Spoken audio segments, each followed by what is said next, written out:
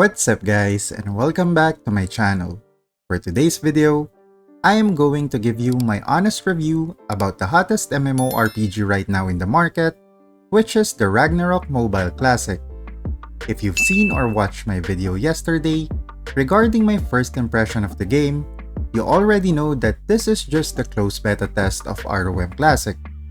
At the same time, I've already mentioned in that video that this game is running smoothly in an emulator, so I will no longer talk about the performance because in my opinion, it is running very well. So for this review, I will focus more on the features and functionalities that ROM Classic has over other Ragnarok games, even to its predecessor ROM Eternal Love. Of course, let's start off with the Zeny only feature in this game. That's right, ROM Classic will only have one currency in this game. No BCC, no premium currencies. What does that mean? Well, the first thing that comes into my mind is that the items that were hiding behind the paywall in ROM EL are now accessible even to F2P players. At the same time, Zeny in this game is quite easy to get, from daily activities, grinding monsters in the wild, selling materials in the exchange, and clearing dungeons. I think this feature will really give the players more appreciation for their progress and time spent in the game. Because now, the equipment and cards that you previously can't afford is now available and can be bought using Zeny. This gives the game a more balanced and fair ecosystem when it comes to the character progression. The second item on my list are the jobs available in the game. As of this patch, we can only play the 6 original jobs together with their alternative classes, starting from the Swordsman, Mage, Archer, Acolyte, Merchant, and Thief. From there, once we advance to the second job, we are given the option to either go for the original second job or the alternative. For example, you can pick between a Knight or a Crusader.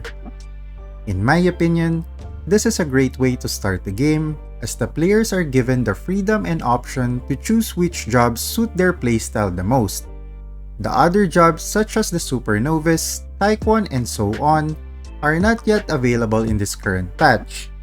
And to be honest, I don't think that it is a good idea to put out all the jobs in the game all at the same time, because that will only overwhelm the players more.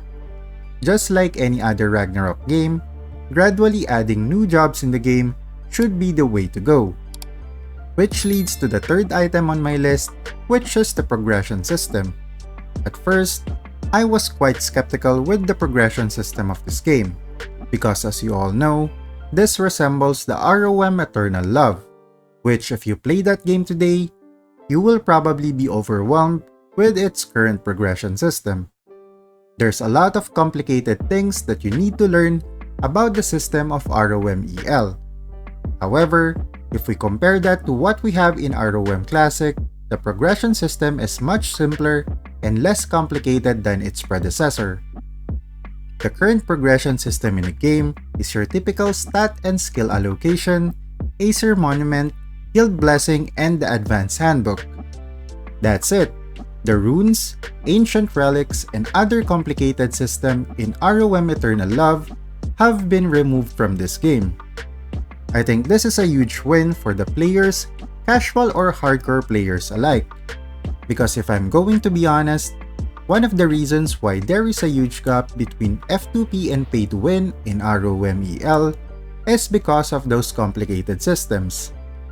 And speaking of the Adventurer's Handbook, which is part of your progression system, yes, I said it correctly, this is a part of your progression because every time you deposit a costume and a card in the handbook, you can get additional stats in the game. This is also one of the reasons why I stopped playing ROM EL back in the day, because this is probably one of the main reasons why the gap between an F2P and a pay-to-win was the size of the ocean. In ROM EL, the rare costumes and events that you usually get in gacha machines will give a player an attack percentage when deposited. That is huge. An attack percentage really widens the gap when it comes to a character's DPS. However, in ROM Classic, the developers made a huge change when it comes to depositing costumes in the game. Instead of getting an attack percentage, all players will only get a certain amount of raw attack stat. For example, when you deposit a costume, you will only get a +6 raw attack stat, which is not that big as compared to what players usually get in Eternal Love. This is a great change, since most costumes in this game are also accessible even for F2P players. Moving on to the next item on our list, which is about the time spent playing this game. One of the most common questions that I get a lot is the game time consuming. The answer to that is no. To be honest, this is one of the things that I really love about ROM Classic, because grinding is not really a necessity when it comes to this game. Every day, you will have a certain amount of daily battles and daily gameplay time. The daily battles is similar to the Odin's Blessing in Ragnarok Next Generation. Every time you eliminate a monster, that will increase your daily battle count by 1, up until you reach the maximum daily battles for your character per day. Once maxed out, you will no longer get any experience or loot when grinding monsters in the wild. For the daily gameplay time, this is the time that you consume when doing dungeons and instances. For example, if I do this time rift, it will add 30 minutes to my daily gameplay time. Similar to the daily battles, once maxed out, I will no longer get any rewards from dungeons and instances. So as you can see, there is no need for the 24/7 online that we typically see in other Ragnarok games. At the same time, the daily activities in this game are very easy and straightforward, and you can probably complete these activities in less than an hour. So to answer that question, is the game time consuming? The answer to that is no, as the gameplay is more catered to casual players. Another thing that is really good about this game is the offline battle. So whenever you don't consume all your daily battles and daily gameplay time, this will automatically be converted into rewards such as XP, Zeny, materials, and equipment that you typically get in an instance. This is such a great quality of life improvement, especially for those who are just playing the game casually. The offline battle is also free from the adventure log, or the free battle pass in the game.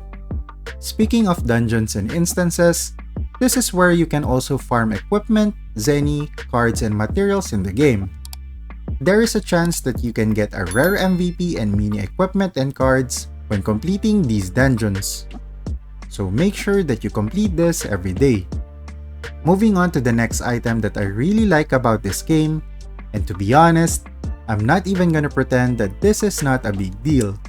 For those who are stressed and burnt out whenever you are refining your equipment, this game will cure all of your problems, because you can easily refine an equipment to +15 using the safe refinement method. This mechanic is insane, because it's so easy to get the necessary materials that you need to do a safe refine. Here's an example. When I refine my bow from +4 to +5, you can see that the success rate is only at 50%. However, when I click the safe checkbox below, another window pops out and I can add any of this equipment to increase my refining success rate.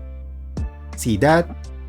Now my refining success rate has been increased to 100%. I can do that over and over again until I reach +15. That is freaking insane. They made it easier for everyone to refine and progress their equipment. Now, all of those things that I've mentioned are pretty promising. However, we also have to be fair and we have to address the elephant in the room, which is the game pay to win? The answer to that is yes. The game is still pay to win, because you can still top up using real money in order to get more Zeny in the game. At the same time, in order to unlock the Advance and Collection edition of the Battle Pass, you need to spend real money in order to do so. So far, those are the only things that involves real money when it comes to this game. Now, is that really a bad thing? In my opinion, no, because at some point, the game has to have a monetization system in place, because if not, how can they support the game's daily operations? You have to remember that the developers are providing service to its players, and at some point, they need to have something in return. At the end of the day, this is not a one-sided stream, this is a business. So for me personally, I don't really mind the current monetization of the game. The game will still be good for casual and F2P players. With that being said, the game is a great and a must-recommend game to all the players who loves to play an MMORPG, especially the ones who are a fan of the Ragnarok games. This version of ROM is a chill and relaxed game specifically catered for the casual and hardcore players. It doesn't really consume a lot of your time, and it doesn't pressure you to be online at all times. It also gives you more freedom when it comes to developing and progressing your own character, because majority of the items that is usually behind the paywall are now accessible to anyone in the game. This game can possibly redefine the current predatory ecosystem that most MMOs have in this generation. Only time will tell if the developers of ROM Classic can really push through with their current vision in mind. If you enjoyed the video, don't forget to leave a like, and if you want to see more ROM Classic content, don't forget to subscribe to the channel. GG! You're a superhero.